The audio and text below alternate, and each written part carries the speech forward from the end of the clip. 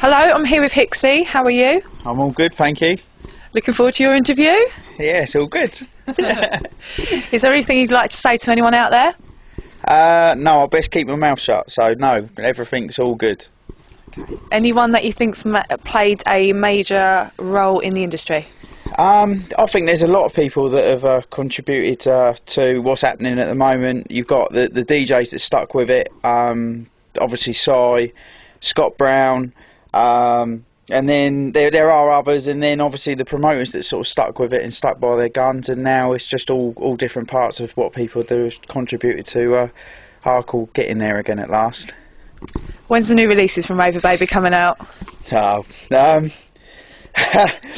We've just had nightmare after nightmare after nightmare with it, from problems that I won't go full into, to having the vinyl done and put into a warehouse, and then the vinyl being delivered and finding out that every single copy was fucked. So we've had to have new labels done and everything else. But by the time you're probably listening to this or watching this on the internet, the first releases should be floating their way through IMO or the shops. So yeah, watch out for them. Brilliant, at last. It's not been fun. See, that's the other mad thing. People think I do it deliberately. Yeah, I'm going to hold records back so I can't make money to put some more records out. Yeah, whatever. What's happening in the next few weeks with yourself? There's been some pretty good news. For ages, React have been, well, probably for the last year, React have been talking to people up at Radio 1.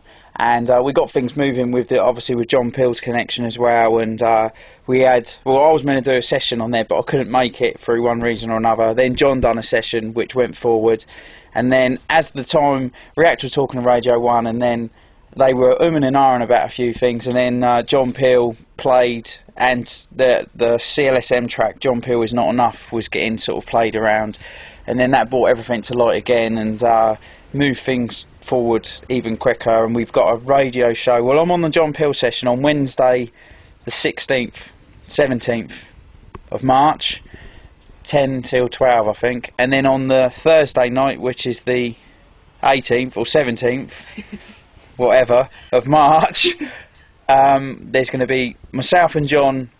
We've got a 2-hour show, and on the show we've got Briss, Cam, Scott Brown, Bree, Styles, CLSM, John Doe,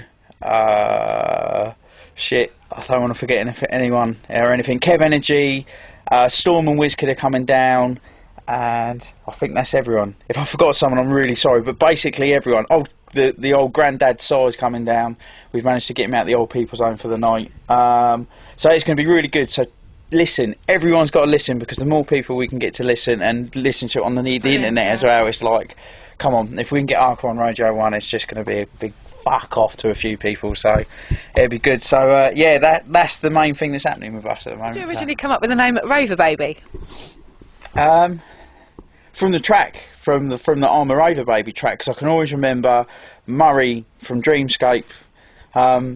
We were all out somewhere, and Clarkey was playing the Ice of Gold, I'm a Raver Baby, and Murray from Dreamscape, we then went out afterwards, and that's all he kept doing. He kept going, oh, I'm a Raver Baby, and then it just sort of stuck, that name stuck, and I always wanted to use it for something.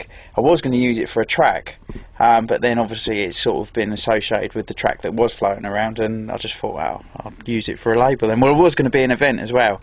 Before we redone Adrenaline, it was going to be called Raver Baby, but, well, I'm glad I didn't now. I'm glad the label's called Raver Baby. I mean, it's one of the biggest labels out there now. Do you consider yourself a little bit of a celebrity in the hardcore scene?